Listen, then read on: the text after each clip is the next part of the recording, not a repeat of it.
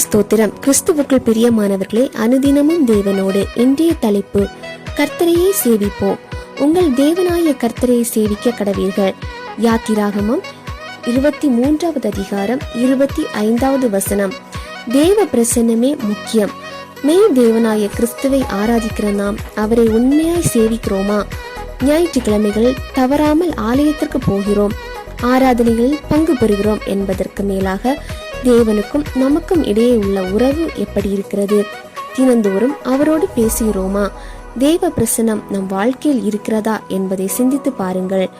காலாகாலமாய் கிறிஸ்தவர்கள் நாங்க திருச்சபையில் தலைமுறைகளாய் அங்கம், நாங்க மாதம் தவறாமல் காணிக்கை போடுறோங்க என இன்றைய மாய்மால கிறிஸ்தவர்களாக வாழாமல் தேவ பிரசன்னத்தை உணர்கிற கிறிஸ்தவர்களாக வாழ்வதே முக்கியம்.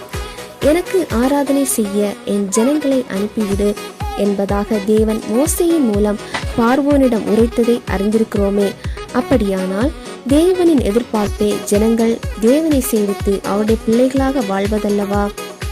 நெருக்கத்திலும் துதியோடும் சேவிப்போம். தேவனை உண்மையாய் சேவித்த சாத்ராக், மேஷாக், ஆபேத்நேகோ என்பவர்கள் ராஜாவாகிய நேபுகாத்நேச்சர் தான் உண்டு பண்ணின பொற்சிலையை வணங்க மிரட்டிய போது ராஜ கட்டளையை ஏற்றுக்கொள்ளாமல் தங்களுக்கு பாதகமான சூழ்நிலைகளிலும் தேவனை சாதகமாக்கி கொண்டார்கள்.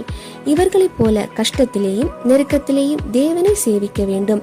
நம் விசுவாசத்தின் தரம் சோதிக்கப்படும் போது எந்த மனித கட்டளையை விடவும் தேவனுக்கே முதலிடம் கொடுக்க நாம் ஆயத்தமாக இருக்க வேண்டும். நம் வாழ்வில் சில தருணங்களில் நம் விண்ணப்பங்கள் கேட்கப்படாதது போன்றும் தேவன் கைவிட்டது போன்றும் இருக்கலாம்.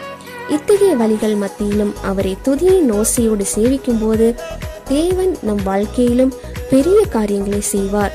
சேனைகளின் கர்த்தரை உண்மையாய் சேவித்து தேவனை அறியாத ஜனங்களையும் தேவனிடமாய் வழிநடத்தி விடுவோம். தேவனை சேவிக்கும் உண்மையான சேனை வீரர்களாக நாம் மாறுவோமாக. தேவ பிரசன்னம் நம்மோடு இருப்பதாக. ஆமேன்.